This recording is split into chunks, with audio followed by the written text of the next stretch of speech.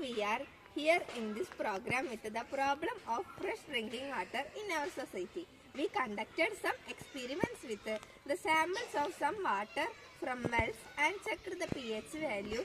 We found varying results which may cause very serious health issues. We tried to solve the problem by using some herbs like padimugam, jeeragam, dried ginger, karingali. The combination of such herbs would keep the pH value between 6.5 to 7.5 suitable for drinking purpose. Here is our report. Thank you.